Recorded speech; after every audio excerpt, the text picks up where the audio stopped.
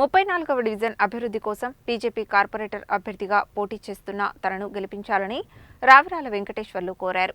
కార్పొరేటర్గా గెలిపిస్తే కేంద్ర నిధులతో 34వ డివిజన్ను అద్భుతంగా అభివృద్ధి చేస్తానని చెప్పారు.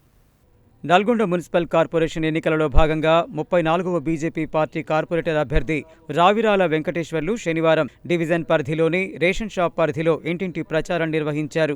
ఈ సందర్భంగా ఆయన మాట్లాడుతూ 34వ డివిజన్లో నెలకొన్న సమస్యలపై పూర్తి అవగాహన ఉందని, బీజేపీ అభ్యర్థిగా ఎన్నికల బరిలో నిలిచానని, డివిజన్ ప్రజలు ఆశీర్వదించి కార్పొరేటర్గా గెలిపిస్తే కేంద్ర ప్రభుత్వ నిధులతో డివిజన్లో నెలకొన్న సమస్యలన్నీ పరిష్కరిస్తానని హామీ ఇచ్చారు. 34వ డివిజన్ ప్రజలు తనను ఆశీర్వదించి అత్యధిక మెజార్టీతో గెలిపించాలని కోరారు. ఈ కార్యక్రమంలో మాజీ కౌన్సిలర్ రావిరాల పూజిత, ఆండాలు, ప్రమీల, రేణుక, కళావతి, నిమ్మల యాదయ్య, పసుపులేటి భిక్షం, నవీన్ కుమార్, రమ, శంకర్, రాజశేఖర్ తదితరులు పాల్గొన్నారు.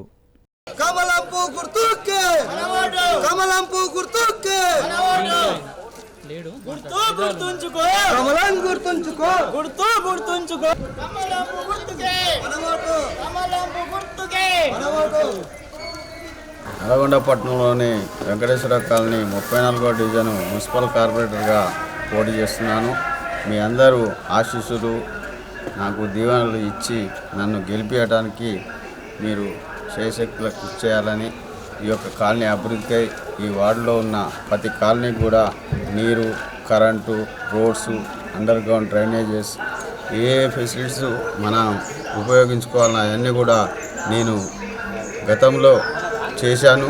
మళ్ళా కూడా లేని కాడ వరకు అండర్ గ్రౌండ్ లేని కాడ కూడా అండర్ గ్రౌండ్, సీసీ రోడ్లు, వాటరు, ఇవన్నీ కూడా మౌలిక సదుపాయాలన్నీ కూడా కల్పించడానికి న్యాయంతో శక్తులా కృషి చేస్తానని మీరందరూ నన్ను దీవించి నా గెలుపుకు అందరూ సహకరించగలరని కోరుతున్నాను.